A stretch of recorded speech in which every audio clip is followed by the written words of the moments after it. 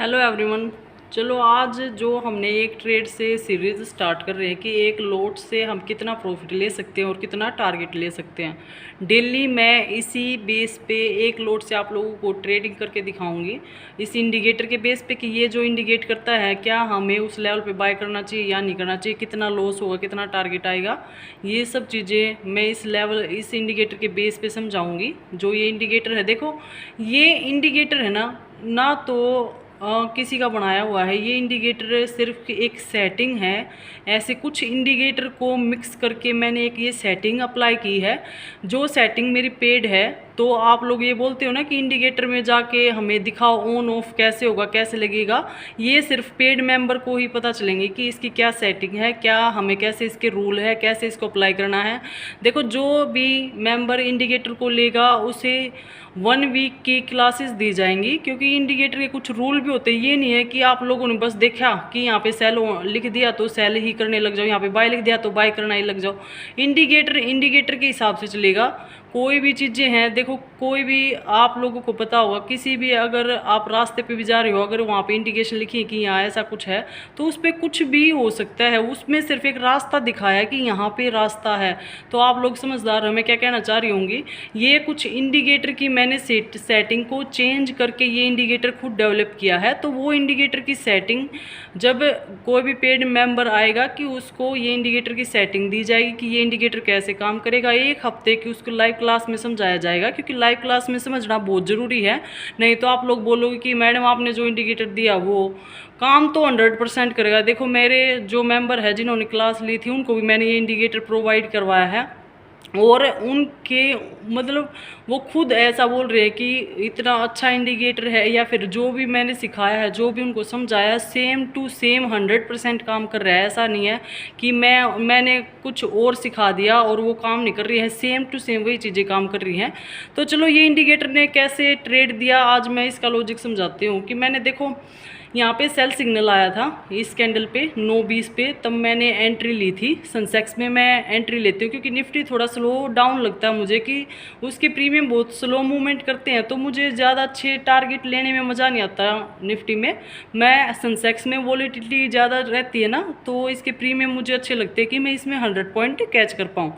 तो देखो इस कैंडल पे मैंने कहीं जाके, ये सनसेक्स का है, सनसेक्स में इस कैंडल पे जाके मैंने एंट्री ली थी। मैं थोड़ा इसको आपके लिए जूम कर देती हूँ कि आप लोगों को थोड़ा अच्छे से दिखाई दे।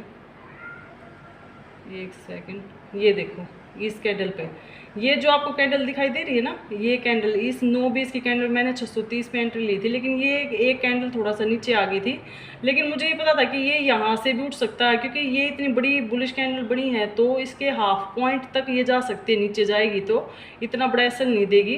तो मुझे ये लगा कि ये थोड़ा और नीचे आएगी तो मैं एग्जिट हो जाती हूँ। अगर ये नीचे आती है 50 से 60 पॉइंट, मैं वापस से यहाँ से एंट्री कर लूँगी। तो इस वजह से मैंने एग्जिट कर दिया था और 500-600 का अपना लॉस को बुक करके मैं इसका वेट करने लगी। लेकिन ये यहीं से वापस से घूमा और यहाँ पे एक कैंडल ग्रीन शो होने लगी, तभी मैंने एंट्री ले लिया और देखा कि निफ्टी भी देखो यहाँ पे सेल इंडिकेट कर रहा था। तो मैं श्योर होगी कि यहाँ से फिर से वापस से एंट्री लेनी है, और मैंने एंट्री ली। देखो यहाँ 628 से वापस से एंट्री ली थी, और मेरा टारगेट क्या था, 628 से 730 का टारगेट था, क्योंकि मेरा 500 रुपये का लॉस भी था। तो मैं थोड़ा ज़्यादा 150 पॉइंट का टारगेट लेके चल रही थी। तो ये 630 से मेरे को 760 तक गया था। मेरा टारगेट 800 रुपये का था, लेकिन ये कितना गया था, 660 तक का इसने हाई लगाया था, 757 का इसने हाई लगाया था। तो मैंने इसको फिर ये वापस नहीं गया, तो मैंने ये नीचे आया जब 734 पे कुछ बुक कर लिया था इसको, और अपने ट्रेड से मैं एग्जिट हो गई थी। देखो मैं एक ट्रेड लेती हूँ, क्योंकि आप लोगों को भी ये आदत बनाओ कि एक ट्रेड लेने से ये फ़ायदा होगा कि मार्केट उसके बाद साइडवेज हो जाए या चले या ना चले, या फिर एसएल दे या कुछ भी दे, हम आराम से फ्री माइंड रहेंगे। और देखो पॉजिटिव में जब हमारी पोजीशन होती है ना क्लोज, तब हमारा पूरा माइंड फ्रेश रहता है। लेकिन अगर आपका प्रॉफिट आने के बाद वो वापस से मार्केट को दे दोगे ना, तो आपकी माइंड साइकोलॉजी है ना वो बहुत ज़्यादा डिस्टर्बेंस में आ जाएगी। तो मेरा ये रूल है कि एक ट्रेड करेंगे, अच्छा 100 पॉइंट लेंगे। वो 100 पॉइंट अगर मेरा फर्स्ट में ही ऐसा लग रहा है तो उसको कवर करके भी मैं 100 पॉइंट ही लूँगी। अगर वो कवर नहीं हो रहा है, लगातार 2 ऐसा लगे, तो तीसरा ट्रेड लूँगी मैं, क्योंकि उसको कवर करना मुझे प्रॉफिट नहीं आएगा तो कम से कम मैं उसको कवर ही करके अपना क्लोज करती हूँ, क्योंकि ये इंडिकेटर पूरा दिन चलता है। मैंने आप लोगों को दिखाया कि देखो इंडिकेटर इसलिए है कि एक ट्रेड अच्छा दिया, क्योंकि सुबह की वोलेटिलिटी में हम जो काम करेंगे ना वो डायरेक्ट मिलेगा, एसएल या टारगेट बहुत अच्छा बड़ा। ठीक है, इसने देखो इंडिकेटर ने यहाँ से कितना अच्छा मूवमेंट दे दिया, अब वापस से ये इसने बाय दिखा दिया, देखो बाय गया थोड़ा सा ऊपर।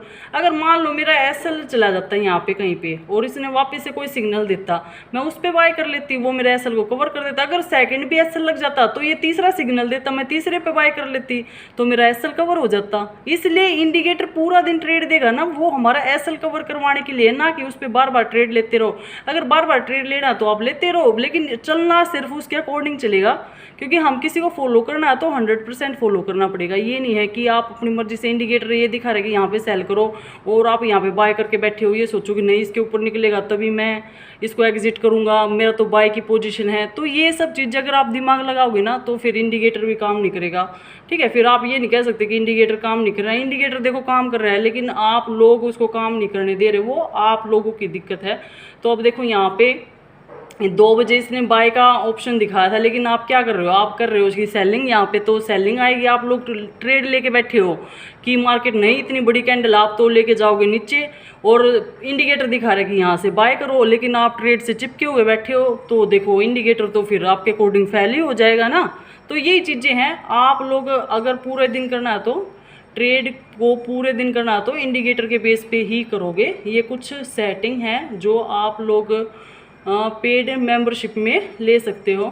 तो चलो मैंने अपना ट्रेड यहीं पे क्लोज किया, लेकिन मैंने दिन में आप लोगों को देखो कैसे ट्रेड दिया था। एक और ट्रेड दिया था मैंने टेलीग्राम पे, इंडिकेटर का मैंने डेमो भी डाला था। जब ये कैंडल कहीं पे क्लोज हुई थी ना, इस देखो ये 11:05 पे कैंडल ये सिग्नल बना था कि यहाँ से एक सेलिंग साइड मार्केट जा सकती है, और मैंने यहीं से ट्रेड डाल दिया था आप लोगों के लिए। टेलीग्राम पे जाके चेक करना, और टेलीग्राम पे चेक करने के बाद आप लोगों ने देखा होगा जो 24,200 का पुट था, मैं एक बार लगा लेती हूँ। 24,200 के पुट में आप लोगों को क्या टारगेट मिले होंगे। 24,200 का पुट मैंने 180 से डाला था, 24,300 का पुट था शायद, मेरे को याद नहीं रहती क्योंकि पूरा दिन ये चीज़ें करते दिमाग से निकल जाती है कि क्या डाला था। मुझे खुद का ये भी खुद भी ध्यान नहीं रहता कि मैंने क्या लिया था। जी ये देखो यही था ना, ये देखो मैंने सेव नहीं कर रखा है। मैंने आप लोगों को एक ड्रॉ करके दिया था बाइंग जोन, लेकिन मैं सेव नहीं करती हूँ, बस आप लोगों को जस्ट दिया और मैं स्क्रीनशॉट लेके डाल देती हूँ, क्योंकि मैं सेव करके नहीं रखती इन चीज़ों को, क्योंकि मैं लाइव आप लोगों के साथ डाल देती हूँ तो मुझे सेव करने की ज़रूरत नहीं, क्योंकि मैं खुद नहीं करती निफ्टी को, इसलिए मैं निफ्टी में ज़्यादा सेव नहीं करती।